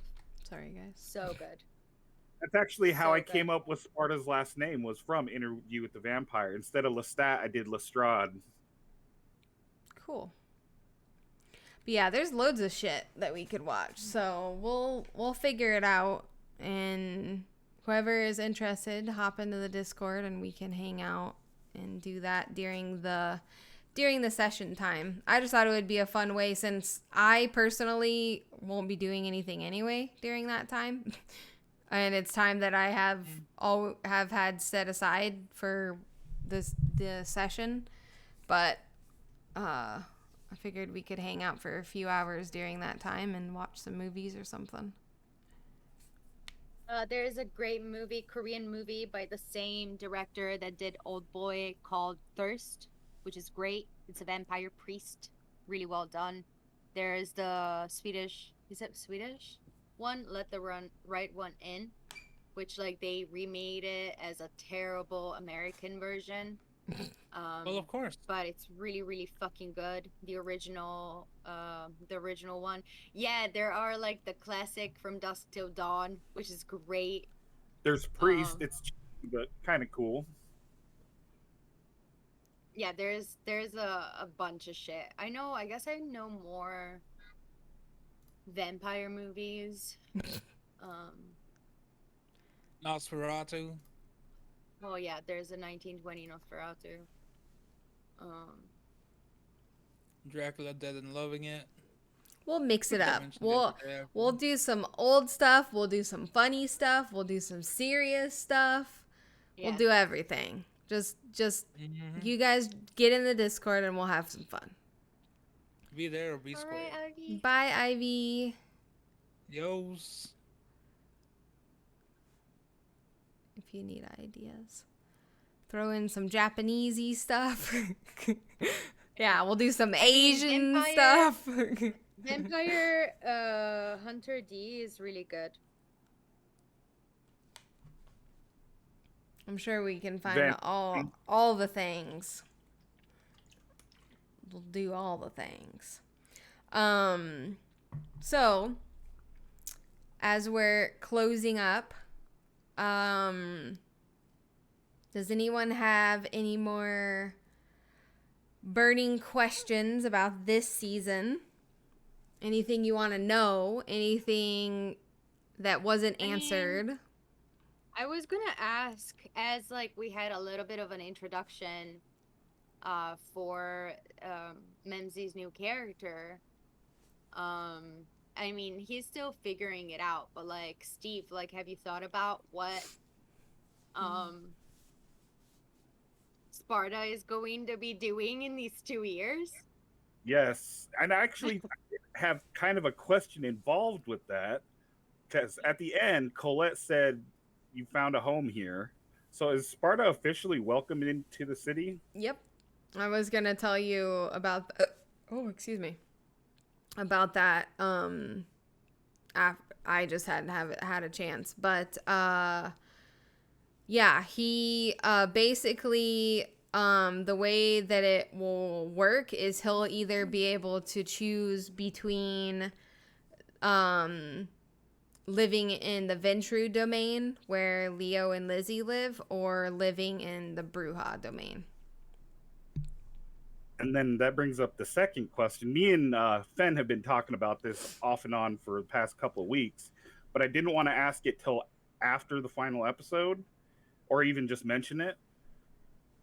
I was gonna have Sparta play like a bigger role in the city and try to like work for the sheriff, almost like Lev did, and kind of just get a position in the Camarilla. Oh, be Colette's Lev. Oh my gosh, he could be the next Hound. Yeah, he would be perfect. That could be his ambitions for the next season. And that's kind of what I wanted him to work on in these 2 years, is gaining a position in the Camarilla. That'd be pretty cool. Well, that's exciting. I love that. I love that for Sparta. I love that for you. Almost I love like that for you. reestablishing family within the Camarilla in a more official capacity. Mm-hmm. Yeah, that's cool. I think that is definitely achievable, and we'll see how the RP plays out in the next season. What about Nyx? What's Nyx gonna be like and working on and becoming in the next 2 years? Well, I feel like again, she's a fucking tryhard. So she's gonna try to like do what she was doing before, but like in the society, in the Kindred Society. So she's probably going to want like to create something like Ashley does, like entertainment maybe for Kindred. Like I would like her to do something like a monthly event, or like maybe bi-monthly event where like she throws like rave parties. Like she's kind of like, I imagine Nyx as more of like the street version of Ashley. You know, Yes. like she doesn't mind being a little like grungier instead of like being very like, you know, theatrical and beautiful and whatever. Like it's still gonna be fucking amazing, beautiful, beautifully organized and catered events, but it's gonna be more of like a rager party, like strobe lights, like possibly like finding some, you know, abandoned buildings and turning them into like, you know, Berlin underground rave type of scene, you know? So she definitely would like to be more involved with that scene for sure. And I mean, possibly will be working a lot with Ashley and Penelope. So, you know, maybe working her way also to becoming a harpy, because that's what both of Ashley and Penelope are, right? In the city. Yeah. Nyx Payton's Cool. blood sprinklers. Yeah. Like I totally want that to happen. Like I don't want like a feeding frenzy, but you know, instead of like putting Probably real what would blood, happen like, if you had blood sprinklers. yeah, no, that's like probably that's not what is going to happen. But like maybe put some like tinted water, you know, and make it look like it's raining blood, but it's not real It's blood. not It's just actual water. blood. Oh, that would Yeah. be so cool. Yeah, because I feel like having actual blood coming out of sprinklers would not actually be a good thing or No. enjoyable, because No. everyone would frenzy and start Yeah. killing people, and that isn't necessarily a good time. Way to kill the mood. It's a different kind of party. Yeah, and it would be sticky and gross. At least like, you know, some sort of like food coloring or something that it's easily like taken out. Like I don't know, like fucking fabric or like the whatever it is. Like people are like, "Hey, it's gonna get dirty in there, so put clothes that you don't care about." Just rage at this point. And But yeah, there might be like a blood room or something, and that's gonna be what is happening in there. War Fox, to answer your question, yeah, there is. So for the next season, our main storyline is going to focus on the Purist, which is a human group organization. So I thought I turned that off. Don't listen to that. Do this instead. I thought I turned that off earlier. So yeah, there will be some human factions that pop up, and oh, I didn't turn it off, my bad. And that'll be a big part of the next season, the next season and the storyline. So we will see some more like kind of human interaction and whatnot. Bunch of cool to hold umbrellas. That's funny.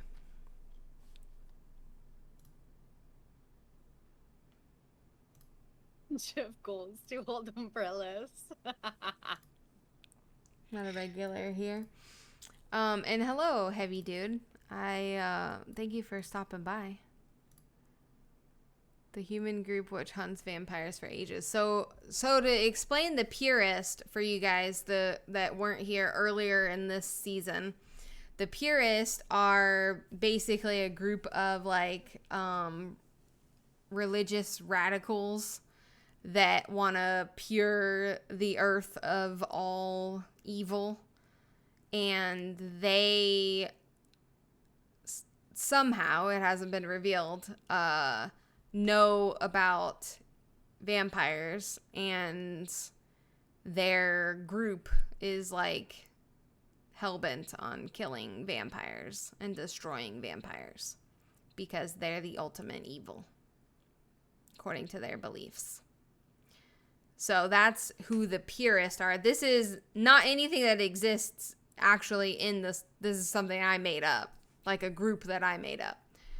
And they have all kinds of really cool fire bullet guns that shoot fire bullets that are really scary to deal with for vampires. So, Yeah.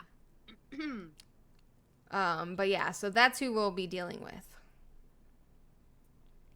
And I'm excited for them to come and for that to unfold, because I think that the vibes of next season is going to be a lot different than the vibes of this season.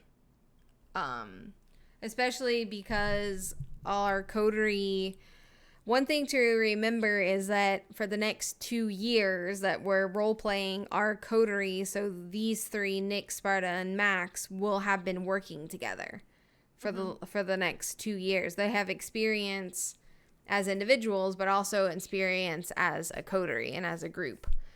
So, a lot of the inexperience that you saw in all of the characters in the first season isn't going to be there. Really, the only person that wasn't like inexperienced was Colette, because she had strong ties to the city and had been in the city for a long time. So she was the only one that really had any security, whereas the rest of them didn't really have that. So, but now with our going into the next season, they'll all have that. They'll all have places and homes and lives in the city outside of it. So, Yes. but yeah. Anything Yeah, else? That's gonna be fun. And yeah, no, I think what I was thinking is like definitely focusing on like going back to like the art that like, Nyx was so passionate about for her entire human life. Mm-hmm. But at the same time, keep building the strength, because she understood very well how fast you can get offed in this world, because there's some scary shit out there. So she's definitely gonna keep like training with Sparta every day. They're gonna start doing parkour together. Lots and lots of training. Yes, lots of training every day. So it's gonna be balanced. She's gonna be a badass bitch that also is very charming and amazing at what she does. Yes, I'm really excited. She's going to But be it's like Can't wait. Ashley and Penelope put together. There you go. Like I can't wait to turn into a kitty. ultimate turn out into a kitty. Oh hell yeah, that's gonna be happening. Oh my god. I want to roleplay it where you actually like where you actually turn into one, like with me there, maybe during training. Yes. That would be so cool. Hell yeah. It's gotta happen. Oh yeah, cry for sure. That's what I think about it every time I say parkour. Parkour! Parkour! Parkour! It's funny. Yes. Fine. But yeah, so we're going to be taking the next couple of weeks off from streaming our sessions. When we pick them back up, they'll be on our new channel, Night Prophecies. Like I mentioned before, any announcements and things like that, we'll be posting those in the Discord. So if you're not in there, hop in there and you can keep up with when we're going to be launching that channel, because we haven't locked in a date yet. But yeah, I'm really excited for the next season. I had a lot of fun this first go. It was a lot to learn, but I had a great time. Oh, you did amazing, honestly, Jenna. Like, Thanks. she's so like naturally gifted to being Yeah. an amazing stop. storyteller. No, it's true. Like, sorry, Kill- let me Okay, give okay. you some credit, okay? Like, because yes, I talked to you about this, but ultimately you're the one that created this entire world, that like made us be able to like play. And honestly, thank you so much for like, doing all of this and organizing all of this. Like, you have been doing amazing. I have enjoyed every freaking minute. So I'm really, really excited for the I'm glad. things to come. Yes. I'm glad. It's like It's I've said, it's definitely re-inspired that that passion that I have for writing and storytelling. So I've enjoyed every moment just as you have. So I'm glad that you guys enjoyed the story and your characters and everything like that. So it's been my pleasure.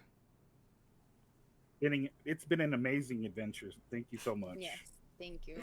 I accept your love. I'm sorry. But do it well is worth big props. Yeah, I went into this really nervous because I was like, I don't know a whole lot about this. So I literally crammed. I'm not kidding. I probably have read every single page of this manual like multiple times, at certain parts of it for sure. But then I started to realize that like, hey, this is not just like the story that the setting that they've set up, but it's like the story that I want to create. So then it like I relaxed a little because I was like, I got this. I can tell the story. Yeah. This is fine. So, but it was a lot of fun, and I'm really, really looking forward to continuing and all of the stuff that we're gonna do on our new channel. And you guys, thank you guys for showing up and being a part of all of this as well, and contributing in the ways that you guys do, because I'm sure we would probably have fun doing this on our own too, but you guys make it all that much more fun to have you guys there watching, and you'll be participating in this in the RP in the future, so that'll be even more interesting and fun. So yeah, thank you guys for continuing to show up every week. We really do appreciate it, and we'll see you guys in a couple of weeks. Take care. Yes. Bye, Bye, everyone. Hi guys. Thank you so much.